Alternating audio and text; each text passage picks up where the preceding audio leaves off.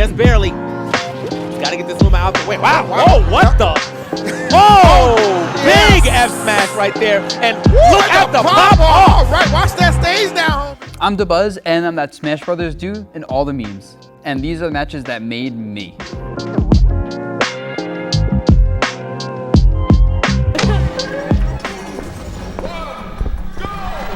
So here we start again, a match I commentated a little bit earlier, and I believe Dabuz took it in 4 games. So throughout Brawl, my competitive career was honestly pretty short, I'd say, because I played a lot online in online tournaments. I didn't really start competing regularly in offline events until like probably late 2010, I think maybe even early 2011. And the reason I couldn't travel was my parents were overprotective. So I started lying to them about traveling to events and where I was going to start going to more events regularly. I'd be like, yeah, Mom, I'm going 30 minutes away to a tournament. And I'd be like in like New Jersey or Philadelphia. I remember once I went to Texas. I flew to Texas for a tournament and a $100 money match. And I told my parents I was going over to Vinny's place, who lived in Long Island, for a sleepover for like 3 days. But they never found it on their own because I was like the good kid that never did anything wrong.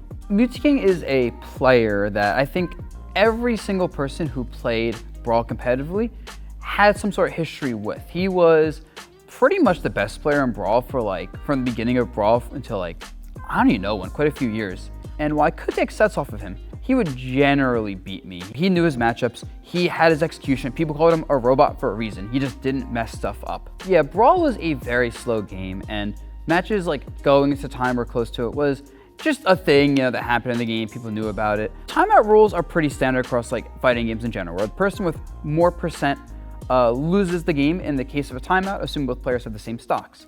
However, King had a strategy, kind of go underneath the stage and like not grab the ledge much. You go under the stage and across it on some stages. Like he would basically abuse Mene's offstage game.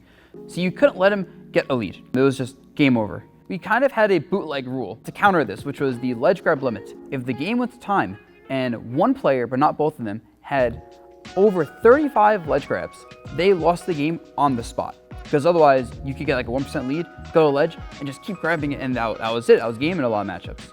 So the idea was, oh, if you kept doing that, you should lose. Meta in particular was a really good character at not grabbing ledge. He used to stay off stage for a long time without grabbing it. The strategy that myself and Payne came up with was to force King to grab ledge more. Because the idea was, okay, if he's gonna get a timeout lead, we can threaten this alternate win condition. I can take stage control, I can pressure him from places he doesn't want to fight me, and even if I can't rack up residual damage, the threat of residual damage would force him either to fight into me, which isn't good, or grab a ledge more. My plan was to actually make him grab ledge as much as possible. So I was counting the ledge grabs in that match to make sure that if it goes to time, I will win on the time alone.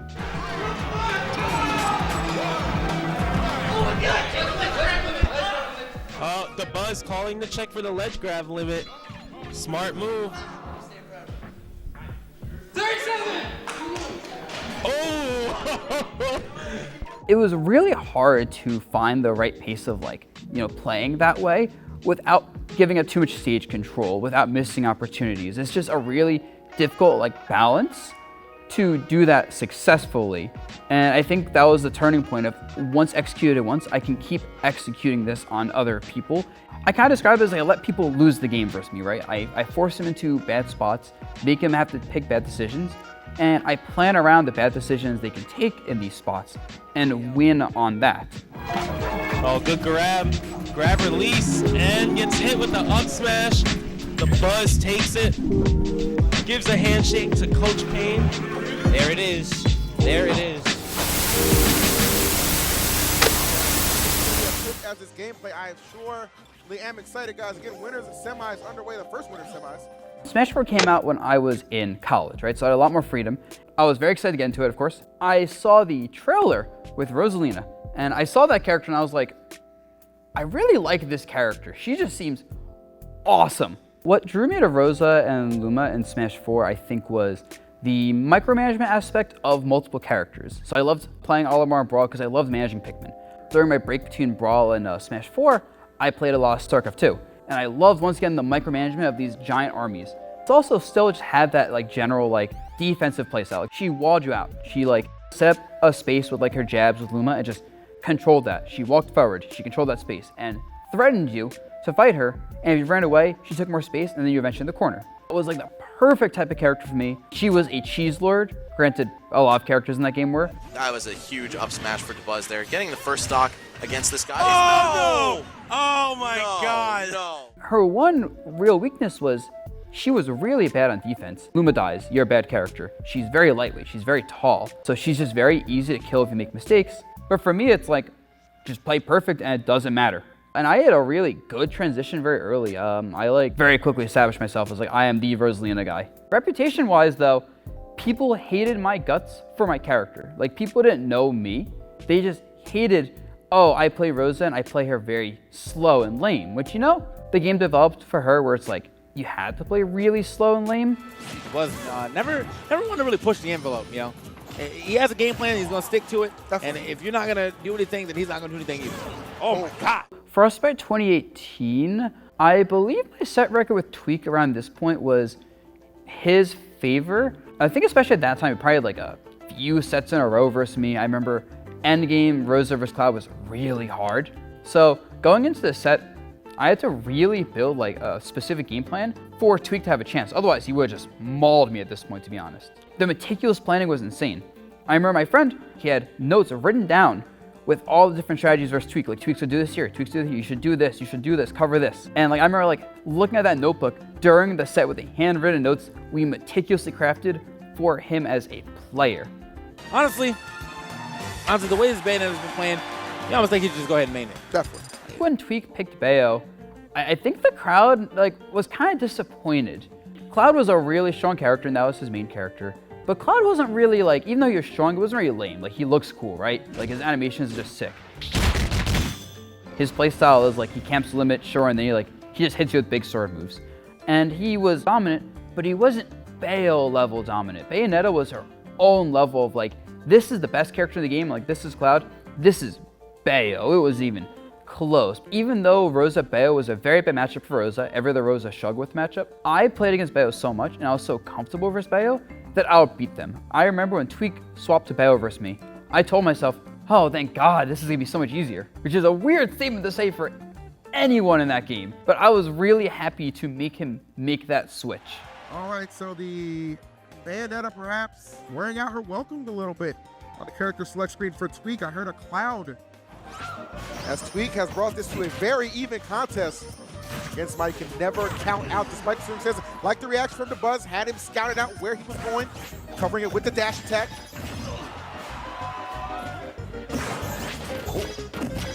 Okay, it's a big grab. Oh, no, he gave up the air dodge, he gave up the air dodge, and Dabuz triumphant in his victory. I remember winning that event, and I was surprised to see people like cheering me on. Like I checked like the results thread online, and people were like happy I won because I beat the Bayo. They weren't happy I won because I won. They weren't like, let's go Dabuz. They were like, oh, thank God the Bayonetta didn't win. Oh, this game stinks. That was the energy back then. It was like the first time I really had people like rooting for me, kind of, I'd say, because even when I won Civil War, people were like sad that Fatality or T didn't win, right? Like people were like, good job Dabuz, we want someone else to win. Like that was a bit of a turning point where people are like, we're happy Dabuz won over the other people, right? To me, this felt like the hardest major I won in Smash 4 personally. And it was a good like capstone for like my majors in Smash 4. Now, but good stuff to Dabuz, man. He's definitely going down, he got all of his fans. My man Dabuz, man, I mean, It's okay, it's good to see, my man. What a fan base though. All right, so it is going to be the Rosalina versus Terry Bogart here. The transition between Ultimate and Smash 4 was definitely a little bit difficult for me. The characters I really liked playing weren't good characters. Like I liked playing the Belmonts, bad character. I liked playing Young Link, who was like an alright character. I liked playing Zelda, who is a bad character. I didn't really want to play Olimar when Ultimate came out. He was very strong. I wasn't really digging like how they changed him as a character in Smash 4 even. And so going with Ultimate is even more changes, and I was like, I'm not sure if I like this. And then the game was just a lot more volatile than Smash 4. Ultimate had a lot more matchups, and a lot of characters had really good ways to cheese you. And because there's a lot more characters, there's a lot more matchups to learn. Like in Smash 4, you'd have like 12 to 14 like viable characters. In Ultimate, on release, you could have like 20 something viable characters, like before they even like balanced the game a lot. Riddles, he was very difficult for me. I remember I lost early in Smash Con and Winners. I forget who I lost to. And then I'm in Losers, right? Next day, my first match today is versus Riddles Belmont. And that matchup is atrocious for my characters. Like Rosa Belmont, I consider Rosalina's worst matchup nowadays.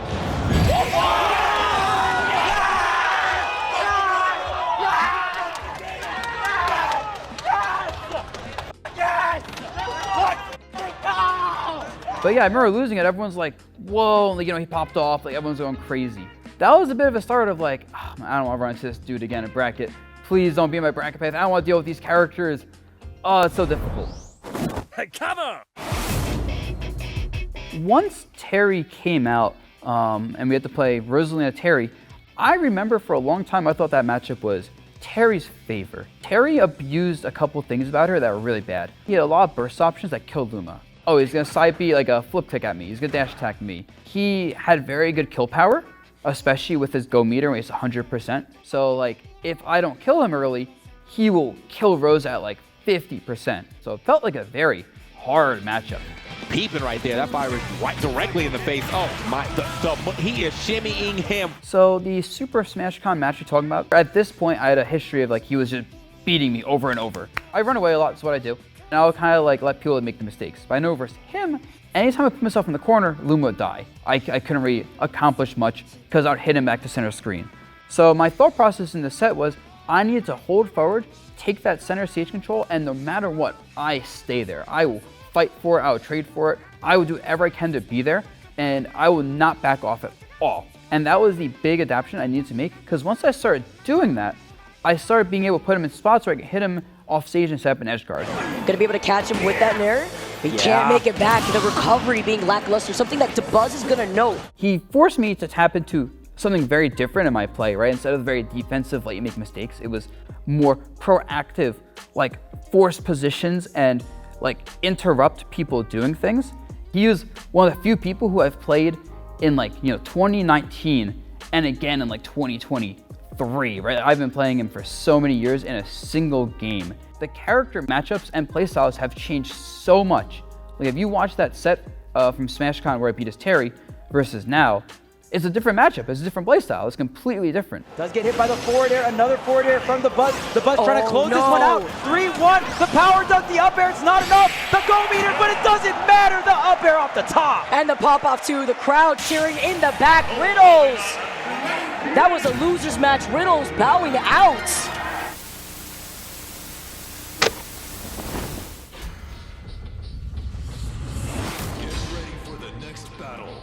I think when it comes to fighting Kazuya compared to Terry, is when fighting Terry, you have to choose your engagements well. Like, I have to punish his burst options, I have to hit his recovery, I have to abuse the fact that he has low range, he's in the air. Like, there's so many places I have to say, I'm gonna kick your ass right now.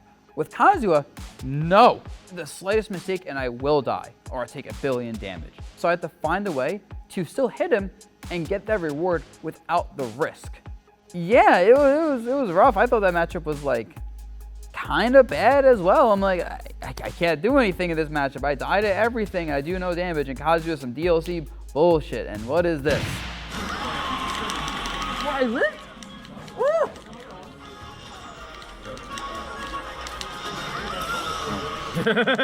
What was a really difficult time for me in Smash. Like I was losing the Riddles a lot, of course, but I was also in Japan, and I got destroyed in Japan my first 2 events. I was like my worst placements ever in Smash pretty much twice in a row in Japan. I got put in loser's bracket early in this tournament, Kagaribi, and I had, I think, 7 or 8 different Game 5 sets. Sets where it was 1 game away from going home.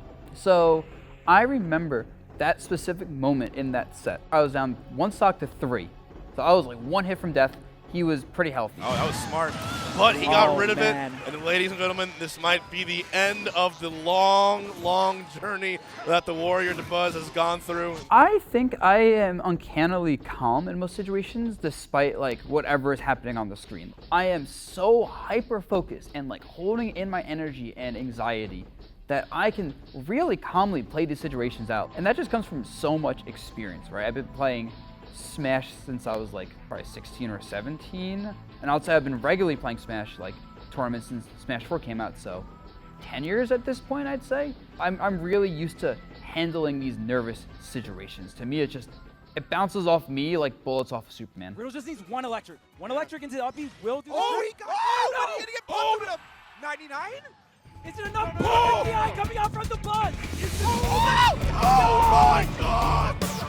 The Buzz clutches it out! Oh my God, we're down 3 stocks to 1! So I remember, clutching my way through that, and at the way end, I felt that there was like some sort of like antsiness in him. Like he's a younger kid, right? And younger kids tend to get a little bit nervous and tend to just pick hastier options. I remember that moment. I don't know why. I just knew he will whiff the forward tilt if I do get him. I was like, if I just pick this option now, he's gonna try reacting, he's gonna react too slowly, and he's gonna whiff and I can kill him for it. Yeah, so I did a regular getup and I just shielded. He forward tilt, hit my shield point blank, and he lost the game. Oh my God, the Buzz! It could have done a lot of things. He could have just backed up, spaced it better.